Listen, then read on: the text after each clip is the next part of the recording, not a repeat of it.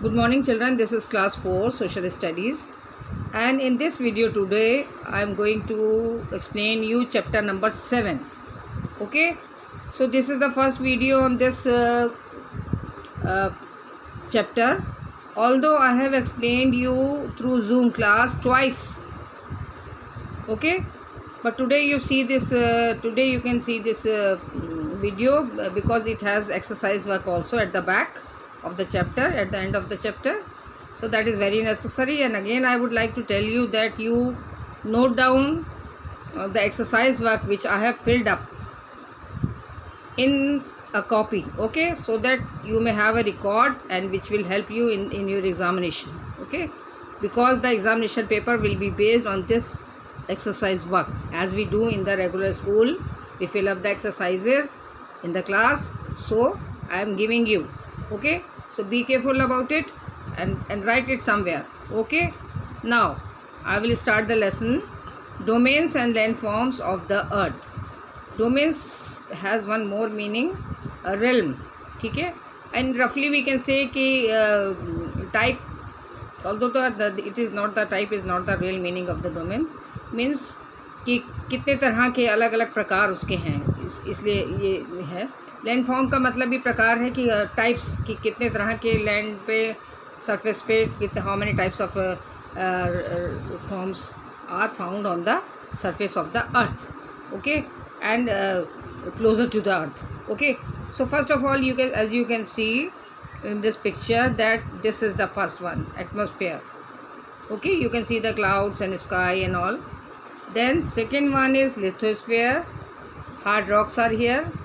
The third one is hydrosphere, which includes oceans and rivers and lakes, all water bodies on the earth which are found on the earth. And the fourth one is biosphere. It means that area which has land, water and air. And earth is the most suitable example of the biosphere because we stay on this, in this area, biosphere, because we have land also, we have air also to breathe, we have land to stay for the cultivation of the crops, खेती बाड़ी होती है, then construction of the roads, railway lines and houses, and we have water bodies also for our use, because you know that water is an essential part of our life. We cannot stay without air and water, you know. We need air to breathe and we need water to drink and to stay alive, because without water we cannot survive, okay. So these are the four domains of the earth. So now we will study about it one by one, okay. Now we will see here. There are four domains of the earth, as I told you now through the help of these pictures: atmosphere, lithosphere, hydrosphere and biosphere, okay. Again I am telling you, this is atmosphere, then lithosphere, hydrosphere and biosphere, like this, 1 2 3 4, ठीक है. Now first of all we will go for the atmosphere. The surface of the earth is surrounded by a blanket of gases. This layer of gases is called atmosphere.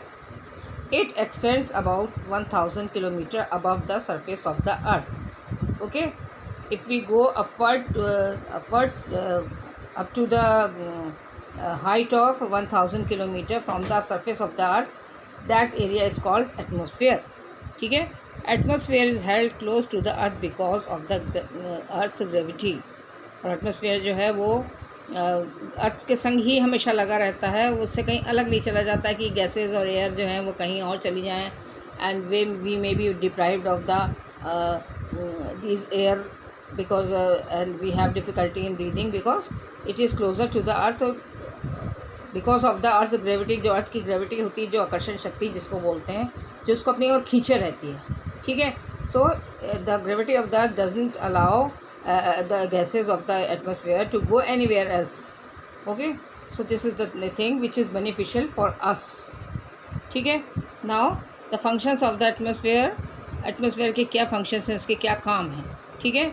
Again they have shown the picture of the atmosphere.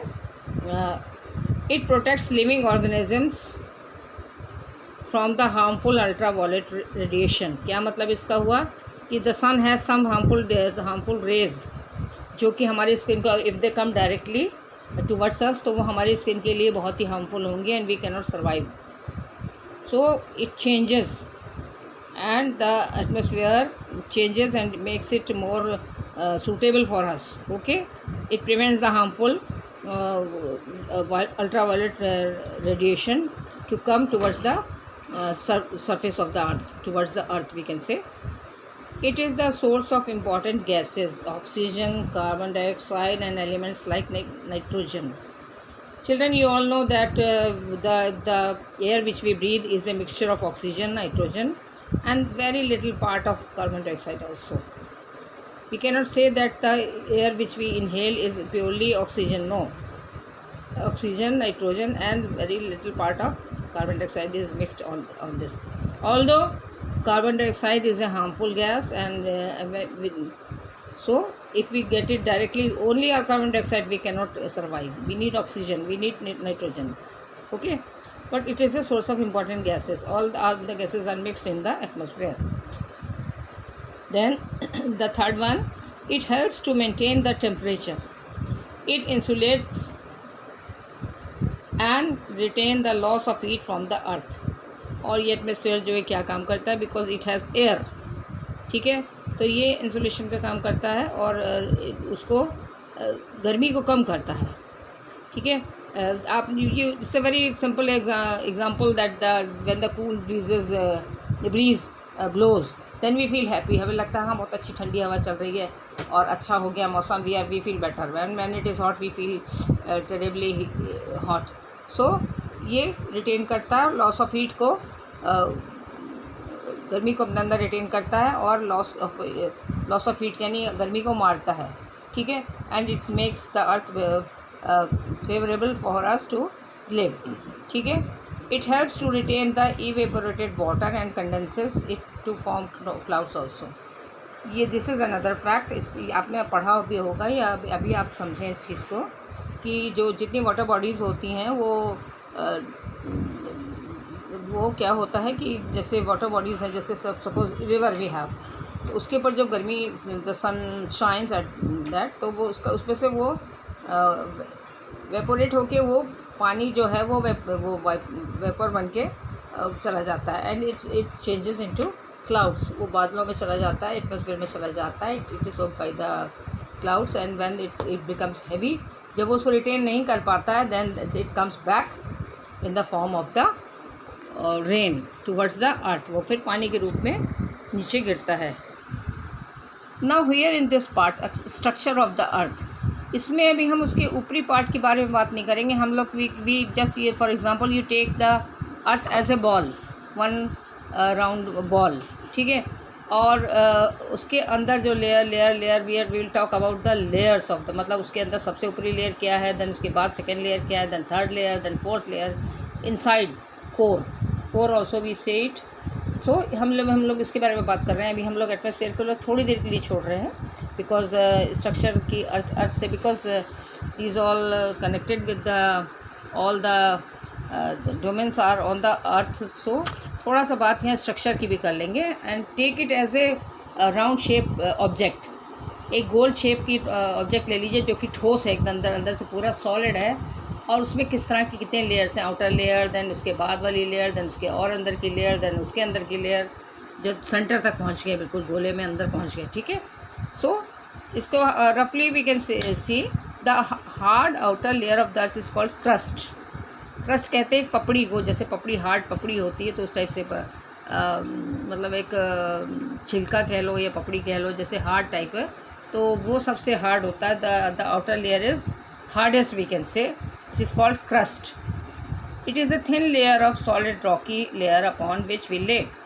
और ये थोड़ी सी solid होती है लेकिन thin होती है, और उसके ऊपर जिसके ऊपर कि हम रहते हैं, जिसमें हम मकान बनाते हैं, कुएं खोदते हैं, ड्रिलिंग करते हैं और सड़कें बनती हैं, road I told you railway line बनती है, घर बनते हैं, फैक्ट्रीज बनती हैं.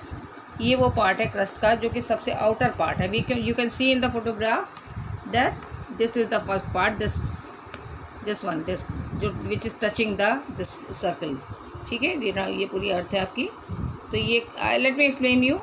The first one is crust, उसके बाद फिर गए this one the mantle, second one अंदर गए थोड़ा. Then the third one is outer and the fourth one is this one. ये थर्ड एक्चुअली यहाँ होना चाहिए था, लेकिन इन्होंने इसको यहाँ शो कर दिया है. So this is the third one and inner जो है वो सबसे अंदर की, दिस ब्राउन वन. ओके, तो this is the formation of the earth. वो अंदर की लेयर्स बता रहे हैं. इट इज़ ऑल राउंड, गोल है, तो उसमें अंदर अंदर अंदर अंदर किस तरह की लेयर्स हैं. ठीक है, हम लोग ने बात कर ली. And then the centre of the earth is called the core. अंदर का जो हिस्सा है वो कोर कहलाता है. It is hottest part of the earth because वो ढका हुआ है, वो बंद है, उसके ऊपर प्रेशर है, एकदम से पूरा बंद है. आप किसी भी चीज़ को गर्म बंद कर देंगे जब टाइटली, उसके ऊपर से और प्रेशर और लोड आ रहा है, तो वो definitely that thing will become hot. उसमें कहीं से एयर नहीं जा रही है, कुछ नहीं हो रहा है. So it becomes, it is the hottest part of the अर्थ. ठीक है. It is solid and made up of iron and निकल. उसमें आयरन और भी, आयरन भी मिला हुआ है, निकल भी. निकल is also a metal. The portion of the earth between the crust and the core is called metal. अब हमने पहले बात कर ली क्रस्ट की, which was the outer, and the core is the inner part. ठीक है, सबसे अंदर का पार्ट. उसके बीच के जो पार्ट हैं वो हैं mental. The crust of the core is called between the portion of the earth between the crust and the core is called the mental. This was the second one. And the mental is made up of semi molten rock called magma. ये वाला part है. ठीक है, second one.